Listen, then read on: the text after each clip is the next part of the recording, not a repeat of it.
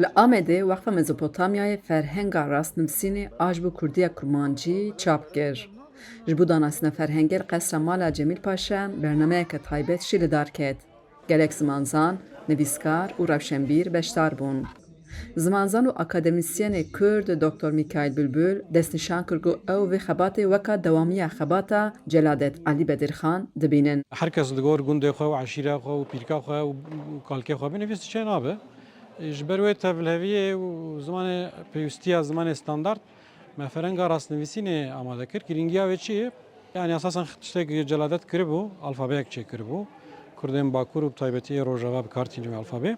Ev xebat jî bû wekî berdewama xebata Celadet Bedirxan. Çünkü Celadet Bedirxan ferengê ortografîk amade nekiribû.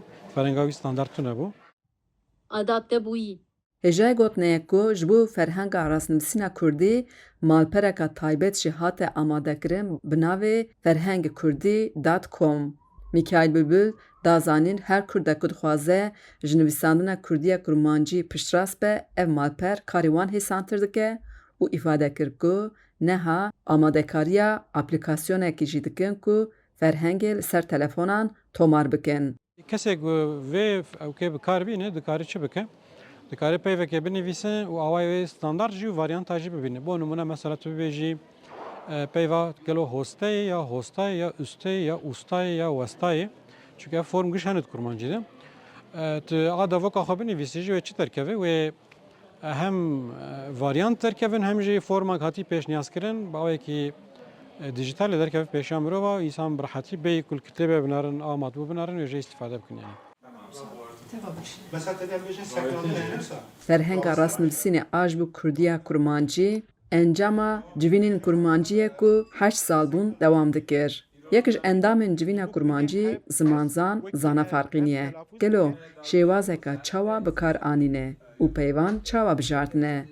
Yani normalan bibêje hinek bêjin hin dabû, hûn dabû, in dabû, wen dabû, win dabû.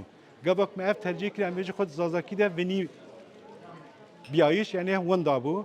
Soranî dibêje win, kurmancî de jî tu win da tercih bikî hem her sê zarava lehçe nêzî hev dibin hem jî formateya nivîskî standardî çêdibe. Ev xebata ku em dibêjin xebata ferenga rastnivîsînê ji bo vê yekê pir girîng e ji bo pêkanîna zimanê standard. Wexfa Mezopotamyayê 2012 da bi armanca ku zanîngehek ava bikin hatbû damezrandin lê şert û merc û prosa siyasî derfetê neda. Gevriye adlı seroka Wexfa Mezopotamyayê û destnîşan kir ji ber ku nikarbin zanîngehê ava bikin çarçoveya xebatê guhertin li ser rastnivîsîn û lêkolînên zimanan xebatên xwe didomînin. Ziman bingeha hebûna çandê û netewê ye. Ji bo wê yekê jî em mecbûrin bi rastnivîsê rêgez û standardkirinê em li hev bikin û em viya pêşve bikin. Yek ji endamê ferhenga rastnivîsîna Kurdî lêkoler Bahozbaran di axaftina danasîna ferhengê de destnîşan kir ku Kurd li dor Amedsporê çawa kom bûn divê vê hişyarî û xwedî derketinê li ser xebatên Kurdî jî bigîjin bahev û banga piştgiriyê kir ji bo dilsoz û xebatên li ser Kurdî. Xecî Can Farqîn, Dengê Amerîka, Amed.